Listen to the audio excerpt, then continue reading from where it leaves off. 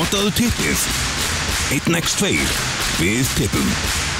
Helgi, þegar eru hérna rúmlega 3 mínútur eftir þá verður einhvers konar vendipunktur. Akkur er dettið út úr leiknum þannig?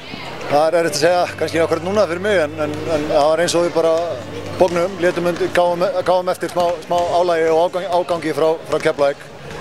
Og náttúrulega Krejón og Lewis reyndist okkur erfiðir, en það sem drap okkur í þessu leik er sóknarfrákast. Ég veit ekki hvað við vorum með mörg, en allt og mörg og fleiri sem kannski telji ekki en þau voru með hendurnar á og við vinnum ekkert lið svona. Þið eruð á köflum hérna tvisvar ef ekki þrisvar, 10, náið ekki að halda því. Var það á þessum köflum eitthvað vart kæruleysi eða Keflavík einfaldlega of sterkir til að halda lengi fyrir aftan sig? Já, við náttúrulega við vorum að spila fanta vel á köflum, en það er náttúrulega ekkert nóg. Þetta er 40 mínútna leikur.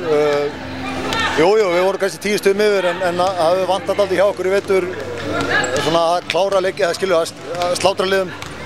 Það vantaði að klára það þarna og það er þá sem það þarf að maður má ekki missa sig og ætla að skora 5 stig í hverju sókn og ganga frá leiknum, sko. Þetta er bara að halda áfram því sem gekk vel. Við fórum frá því sem gekk vel á stórum köflum hérna í öðrum og þriðja leikluta og já, bara í leiknum og bara því miður á töpuð. Fyrir þennan leik þá eru liðin jöfn með 16 stig. Þið eru með innbyrðis viðureignina fyrir kvöldið. Þetta hlýtur að svíða því að þetta var óbúslega dýrleikur.